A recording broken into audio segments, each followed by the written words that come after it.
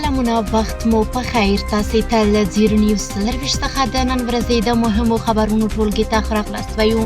نن جمعه ده د 1404 هجري لمریز کال د سنبلې 28مه چې د 2015 زیږدیز کال د سپټمبر له 19 سره برابره ده. زه شبنم وزري یم او تاسې ته له زیرو نیوز سرویس څخه د هیواد مهم خبرونه وړاندې کوم. خو په سر کې د مهمو خبرونو سرټکي. د ټرمپ له لوري د بګرام هوایي اډې ترلاسه کولو هڅې.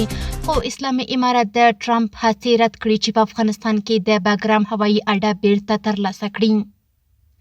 او د بګرام اډې په تړاو د ټرمپ څرګندونو ته د چین خبرګون. چین د ټرمپ څرګندونو ته په اشاره چې له هغه ځایه چین خپل اټومي میزایلونه جوړوي ویلي چین د افغانستان خپلواکي، ملي حاکمیت او ځمکنۍ بشپړتیا ته درناوی لري. او اسلامي امارت د 2 برټانیایي وګړو له آزادېدو خبر ورکړی دی. د خبرونو تفصیل. اسلامي امارت د ټرمپ هڅې رد کړې چې په افغانستان کې د بګرام هوایي اډه بیرته ترلاسه کړي. نیویارک ټایمز ورځپاڼې راپور ورکړی چې د اسلامي امارت چارواکو د پنجشنبې په ناوخته د ولسمشر ډونالډ ټرمپ هغه وړاندیز رد کړ چې ګوندې امریکا کولی شي په افغانستان کې خپله وروستۍ لویه هوایي اډه بګرام بیرته ترلاسه کړي. خو د دواړو هیوادونو ترمنځ د اړیکو د ښه کېدو لپاره یې د خبرو اترو امکان پرانیستی پرېښود. ولسمشر ټرمپ د برېټانیا لومړي وزیر کیر سټارمر سره د پنجشنبې په ورځ په یو ګډ خبري کنفرانس کې وویل هڅه کوي چې د بګرام اډه بیرته ترلاسه کړي. نوموړي بګرام د امریکا لپاره ستراتیژیک اهمیت لرونکی وباله ځکه له هغه ځایه چین خپلې اټومي وسلې جوړوي. یوازې یو ساعت لرې دی. راپور کې راغلي چې د اسلامي امارت بهرنیو چارو وزارت یوه چارواکي ذاکر جلالي ویلي بې له دې چې امریکا په افغانستان کې کوم نظامي حضور ولري، دواړه هیوادونه اړتیا لري چې له یو بل سره اړیکې ولري او دا اړیکې کولی شي د متقابل درناوي او ګډو ګټو پر بنسټ وي.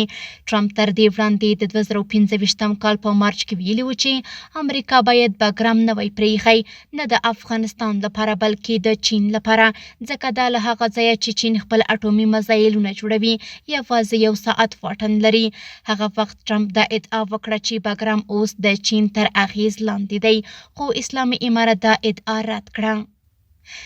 چین د بګرام په تړاو د امریکا ولسمشر ډونالډ ټرمپ څرګندونو ته غبرګون وښود. د چین د بهرنیو چارو وزارت ویان لین جان وویل چې چین د افغانستان خپلواکي، ملي حاکمیت او د ځمکنۍ بشپړتیا درناوی کوي او باور لري چې افغانستان راتلونکی باید د افغانانو لخوا وټاکل شي. لین دغه راز وویل چې د شخړو پارول او د سیمې کړکېچونو زیاتول د خلکو له هیلو سره په ټکر کې دي.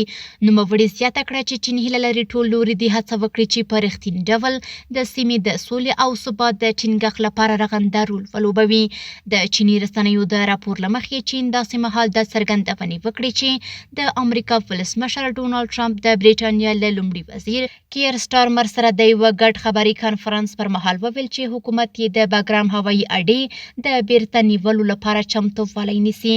څو ځله یې د یادې اډې ستراتیژیک اهمیت یاد کړ او دا کار یې اړین وباله. راپور کې راغلي ټرمپ هڅه وکړه چې دا موضوع له چین سره وتړي، په دې ادعا چې بګرام د چین د اټومي وسلو د تاسیساتو ته نږدې موقعیت لري. اسلامي امارت د 2 برټانیایي وګړو له آزادېدو خبر ورکړی دی. د اسلامي امارت بهرنیو چارو وزارت ویان عبدالقهار بلخي ویلي چې اسلامي امارت 2 برټانیایي وګړي پیټر او باربي رینولډز یې له بند څخه آزاد کړي دي. بلخي زیاته کړې چې د پیټر او باربرا په نامه 2 تنه برټانیوي اتباع چې د افغانستان قوانین یې نقض کړي وو له قضایي پروسې وروسته نن له بنده خلاص شول.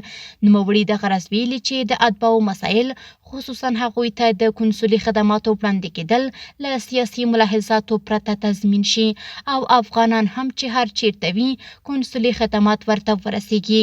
دغه راز د افغانستان لپاره د برېټانیا ځانګړي استازي ریچارډ لینډزي د یادو کسانو په آزادېدو کې د قطر له نه ستړي کېدونکو هڅو او همکارۍ مننه کړې ده. د ملګرو ملتونو ښځو څانګې ویلي چې د افغانستان ختیځ کې د زلزلې ډیری قربانیان میرمنې او نجونې دي. د ملګرو ملتونو او نه دولتي مؤسسو له لوري د ګډو ارزونو وروستي معلومات ښیي چې له وژل شویو او ټپیانو څخه ډیره برخه یې میرمنې دي. د ملګرو ملتونو ښځو څانګې د راپور له مخې له دې پیښې وروسته خطرونه لا پسې زیات شوي او میرمنې او نجونې له جنسي تاوتریخوالي او په کم عمر کې د ودونو له لوړو ګواښونو سره مخ دي. راپور کې راغلي چې د اوبو او حفظ الصحې سیستمونه زیانمن شوي او په غیر رسمي کمپونو کې کافي تشنابونه نشته. ډیری میرمنې اړ دي چې د اوبو یا نورو اساسي اړتیاو لپاره اوږده واټنونه ووهي چې دا کار هغوی د تاوتریخوالي او ان د ناچاودو ماینونو له خطر سره مخ کوي. راپور زیاتوي چې ځینې میرمنې په ځانګړې توګه هغه چې د کور سرپرستي کوي یا کوچني ماشومان زاړه یا څاروي پالنه کوي نه پوهیږي چې له کومه ځایه مرسته وغواړي. د ملګرو ملتونو ښځو څانګې د ښځینه بشري کارکوونکو د بیړني او دوامدار ملاتړ غوښتنه کړې او له ملګرو ملتونو او نه دولتي مؤسسو یې غوښتي چې له مرستندویه مؤسسو سره په ګډه کار ته دوام ورکړي او هغوی ته تمویل برابر کړي ځکه دا مؤسسې د مرستو په لومړۍ کرښه کې دي.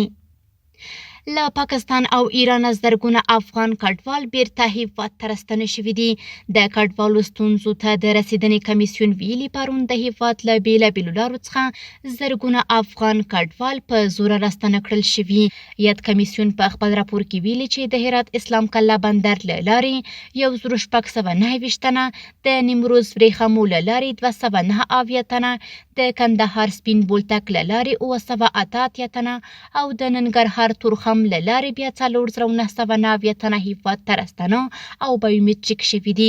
دا په داسې حال کې ده چې پاکستان او ایران د افغان کډوالو د جبري ایستلو لړۍ ته زور ورکړی او په ورځني ډول زرګونه افغان کډوال هیواد ته راستنیږي. کورني خبرونه هم دومره وو. د نړیوالو او سپورټي خبرونو لپاره زموږ پاڼې وڅارئ. په خپل رسنیو باندې فیسبوک، انسټاګرام، ایکس یا پخوانی ټویټر، یوټیوب او ټیک ټاک زموږ خبرونه خوښئ او موږ تعقیب کړئ. ادرس یې 0 نیوز 24 خبرونه د الله په امان.